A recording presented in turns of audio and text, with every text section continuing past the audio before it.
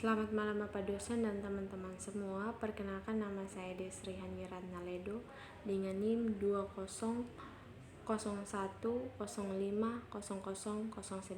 kelas A semester 4. Pada kesempatan ini saya akan menjelaskan mengenai gelombang bunyi.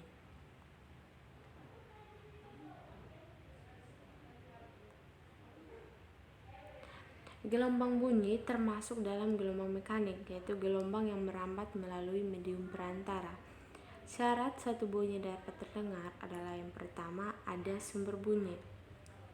Yang kedua, ada medium perantara, bisa saja dalam berupa zat padat, zat cair, dan zat gas.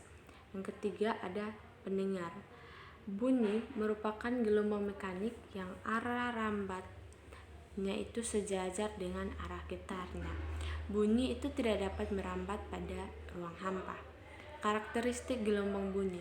Sifat gelombang bunyi itu pada dasarnya sama dengan sifat-sifat gelombang longitudinal, yaitu yang pertama, dapat dipantulkan atau refleksi terjadi apabila bunyi mengenai permukaan benda yang keras. Yang kedua, dapat dibiaskan atau refraksi. Yang ketiga, dapat dipadukan atau interferensi. Yang keempat, dapat dilenturkan atau difraksi. Teman-teman bisa melihat animasi gelombang bunyi yang ada pada slide. Hubungan cepat rambat bunyi di udara terhadap jarak tempuh dan waktu. Nah, untuk hubungan cepat rambat bunyi ini bisa dikaitkan dengan persamaan kecepatan pada GLB, di mana persamaannya itu adalah V sama dengan S per T. Dengan V adalah kecepatan dengan satuan meter per sekon, S adalah jarak tempuh dengan satuan meter, dan T adalah waktu tempuh dengan satuan sekon. Nah, jika persamaan kecepatan GLB ini dikaitkan dengan gelombang bunyi, maka panjang gelombang itu sama dengan jarak tempuh yang diperlukan, sedangkan untuk periodenya itu setara dengan waktu tempuh pada GLB.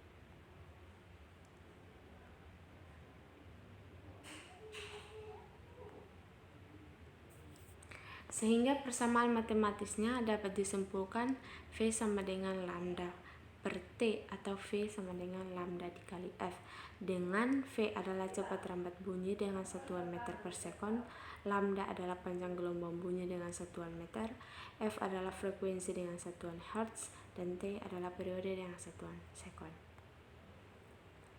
Untuk persamaan gelombang ini umumnya dikenal sebagai persamaan simpangan gelombang, dengan persamaannya adalah Y sama dengan A sin omega T plus min Kx, atau bisa juga Y sama dengan A sin omega T min Kx, atau Y sama dengan A sin omega T plus Kx. Yang pertama adalah persamaan kecepatan gelombang. Nah, untuk persamaan kecepatan gelombang ini merupakan turunan pertama dari persamaan simpangan gelombang. Nah, sehingga V sama dengan dy per dt. Ketika kita substitusikan nilai Y, maka kita dapat persamaan V adalah omega A sin omega T min Kx, atau bisa juga V sama dengan omega A sin omega T plus min Kx. Untuk persamaan percepatan gelombang itu merupakan turunan kedua dari persamaan simpangan gelombang, atau dengan kata lain itu merupakan turunan pertama dari persamaan kecepatan gelombang. Nah, di mana tadi persamaan kecepatan gelombang adalah dy per dt, maka ketika persamaan simpangan gelombang diturunkan dua kali terhadap dt, didapat d kuadrat dy per dt kuadrat, atau bisa juga dengan dv per dt.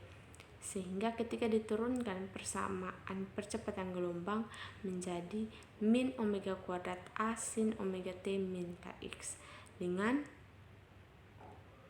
A adalah percepatan gelombang untuk nilai T dan X tertentu dalam satuan meter per sekon kuadrat, omega adalah frekuensi sudut dalam radian per sekon, di mana omega sama dengan 2 pf. K adalah bilangan gelombang, di mana nilai K adalah 2 pi per lambda X adalah panjang gelombang dalam satuan meter. Nah, karena nilai Y sama dengan A sin omega T plus min Kx, maka kita dapat menulis persamaan percepatan gelombang menjadi A sama dengan min omega kuadrat Y.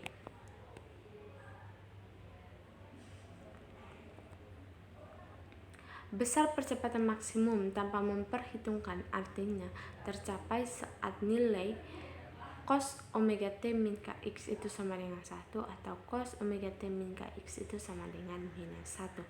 Maka nilai percepatan maksimumnya adalah omega kuadrat A, atau percepatan maksimumnya adalah A maksimum sama dengan 4 pi kuadrat F kuadrat A. Sekian presentasi materi dari saya, semoga dapat bermanfaat bagi teman-teman.